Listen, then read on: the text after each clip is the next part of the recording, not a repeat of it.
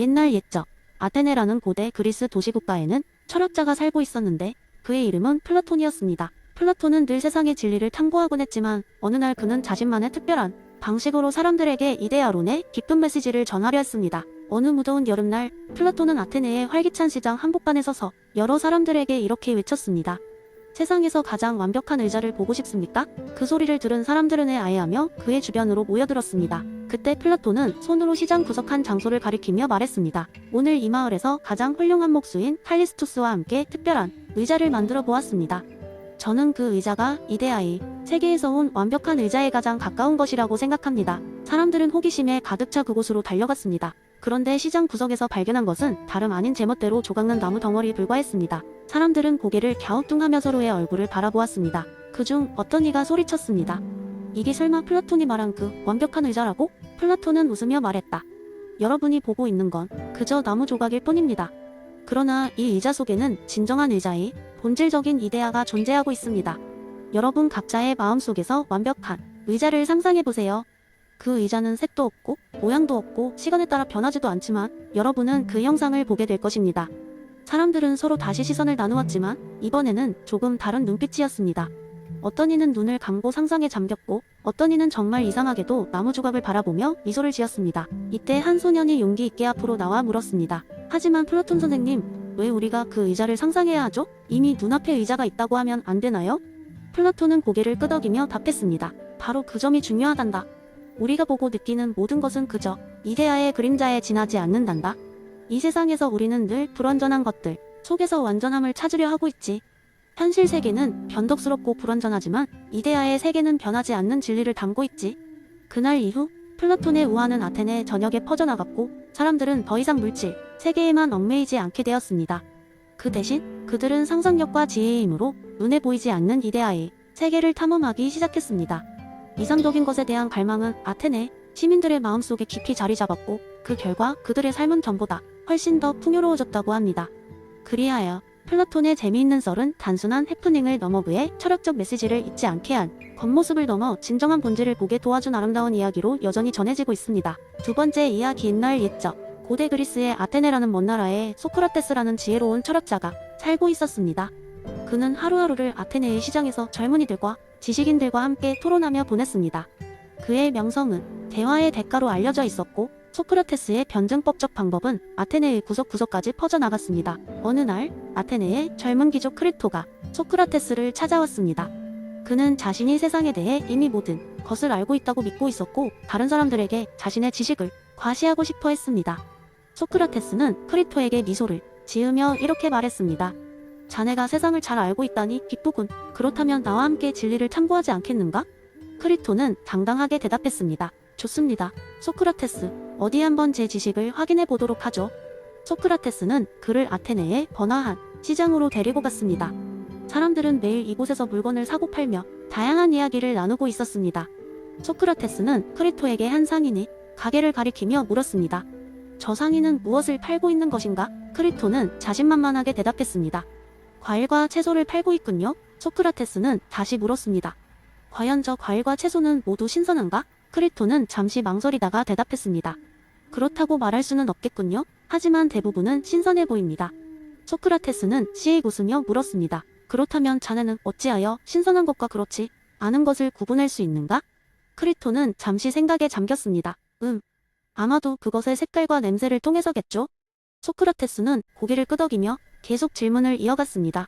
그럼 색깔과 냄새가 동일한데 신선하지 않은 경우도 있지 않은가? 혹은 색이 조금 달라도 신선할 수 있지 않겠는가? 크리토는 점점 더 혼란스러워졌고 조금씩 자신의 확신이 흔들리기 시작했습니다. 맞습니다.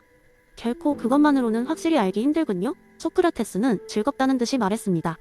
그렇다면 자네가 말한 지식이란 것이 완전하지 않을 수도 있지 않겠는가? 아마도 그것을 아는 것, 즉 무지를 인정하는 것이 지혜의 시작일지도 모르네. 크리토는 처음으로 자신이 이해 부족을 깨달았습니다. 그는 자신이 얼마나 많은 것을 모르는지 알고 겸손해졌고 소크라테스에게 진정한 지혜의 가치에 대한 눈을 뜨게 되었습니다. 이후 크리토는 소크라테스의 제자가 되어 매일 그의 대화에 참여하며 자신의 지식을 넓히게 되었습니다. 이렇게 소크라테스는 크리토뿐 아니라 아테네의 많은 사람에게 무지를 인정하고 질문을 통해 더 깊은 진리를 탐구하는 법을 가르쳤습니다. 그로 인해 그의 방법은 세월이 지나면서도 많은 철학자와 사상가들에게 영향을 미치게 되었던 것입니다. 그리고 그들의 대화는 오늘날에도 여전히 우리의 삶 속에서 이어지고 있습니다.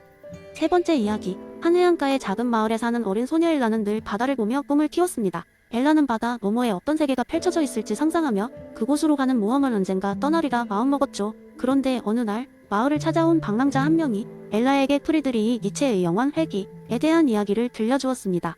엘라, 만약 내가 현재의 삶을 무수히 반복해서 살아야 한다면 너는 어떨 것 같니? 방랑자가 물었습니다. 엘라는 잠시 고민하다가 대답했습니다. 만약 내가 좋아하는 것만 반복해서 할 수 있다면 행복할 것 같아요.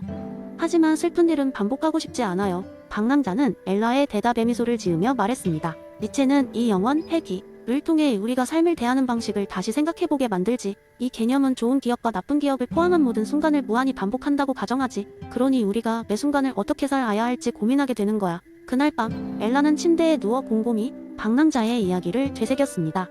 며칠 동안 그녀는 매일 햇빛이 찬란한 아침 해변을 산책하면서 자문했습니다. 내가 이 순간을 영원히 산다면 진정으로 만족할 수 있을까? 엘라는 깨달았습니다. 그녀는 무심코 지나가는 순간들에도 적극적으로 의미를 부여해야 한다고. 그 결과 엘라는 일상에서 소소한 기쁨을 찾기 시작했습니다.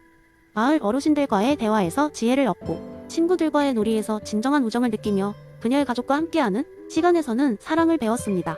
그리고 결국 엘라는 결단했습니다. 늘 꿈꿔오던 바다 너머 모험을 더 이상 미루지 않겠다고. 이 삶이 무한히 반복된다고 생각하면 당장 하고 싶은 일을 시작해야 해. 그녀는 혼잣말을 하며 배낭을 꾸리기 시작했습니다. 이제 엘라는 바다를 항해하며 새로운 세상을 마주하고 있습니다. 그녀는 매 순간을 깊이 경험하며 후회 없는 삶을 꿈꿔왔던 것처럼 살아갑니다. 엘라는 니체의 영원 회귀를 통해 깨달은 가치 있는 삶을 실천하며 오늘이라는 날을 최대한 살아가고 있습니다. 이렇게 엘라의 이야기는 우리에게 니체의 철학적 물음을 상기시킵니다. 만약 지금의 순간이 영원히 반복된다면 우리는 어떤 선택을 할 것이며 어떻게 살아갈 것인가에 대해 말이죠. 이는 우리가 현재를 살아가는 순간순간에 더욱 충실하도록 격려하는 메시지를 전달합니다. 네 번째 이야기 한참 전 어느 현대적인 왕국에는 평화롭고 조화로운 도시가 있었습니다. 이 도시는 그 풍요로움과 번영으로 유명했지만 그 이면에는 눈에 띄는 불평등이 존재했습니다. 상층 계급은 사치스러운 삶을 누리는 반면 하층 계급의 사람들은 생계를 위해 고투하고 있었습니다. 이 도시의 현명한 왕은 이러한 불평등을 해소하고자 결심하였으나 어떻게 하는 것이 가장 공정할지 고민에 빠졌습니다. 어느 날 왕은 철학자들의 모임에 참석하게 되어 그곳에서 존 롤스의 무지의 베일이라는 개념을 접하게 되었습니다. 그는 이 개념에 깊은 감명을 받았고 곧 도시의 모든 시민들에게 이를 설명하기로 결심했습니다. 그래서 왕은 온 시민들을 광장에 불러 모았습니다. 왕은 높은 연단에 올라가 말했습니다. 우리는 도시 안의 불평등을 해결하고자 합니다. 이를 위해 우리는 지금부터 무지의 베일 뒤로 숨을 것입니다.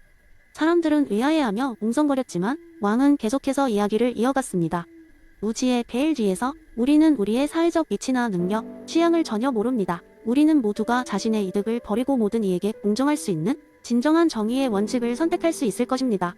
사람들은 곧 이 개념을 이해하기 시작했고 마음속에서는 점차 새로운 원칙이 떠오르기 시작했습니다. 상층 계급의 한 상인은 무지의 베일 뒤에서 자신이 무엇이 될지 모르는 상황을 상상했고 불평등을 최소화하는 사회적 안전망의 중요성을 깨달았습니다. 하층 계급의 한 농부는 공정하게 분배된 교육 자원의 필요성을 절감하게 되었고 모두가 평등하게 시작할 수 있는 기회를 꿈꾸었습니다. 이렇게 왕국 전체가 무지의 베일 속에서 깊이 생각한 끝에 도시 사람들은 다음과 같은 새로운 사회 원칙을 채택하게 되었습니다. 첫째, 모든 사람들에게 평등한 교육 기회를 제공한다. 둘째, 누구나 최소한의 생활 수준을 보장받을 수 있도록 사회적 안전망을 확충한다. 셋째, 경제적 성취에 따라 불가피하게 발생하는 이득은 가장 불리한 위치에 있는 사람들에게도 이익을 가져올 수 있도록 분배한다. 왕은 시민들이 스스로 발견하고 정해낸 이러한 원칙들을 기쁘게 받아들이며 그 즉시 도시의 정책에 반영하도록 지시했습니다. 시간이 흐르면서 이 도시는 이전보다 더 정의롭고 조화로운 사회로 변해갔습니다. 무지의 베일이라는 단순한 개념은 도시, 사람들의 마음을 변화시켜 주었고 공정함 속에서 번영할 수 있는 기반을 닦았습니다.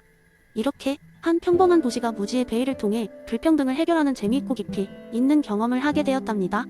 이야기는 끝났지만 무지의 베일은 우리가 오늘날에도 불평등을 바라보는 시각을 넓혀 줄 수 있을 것입니다.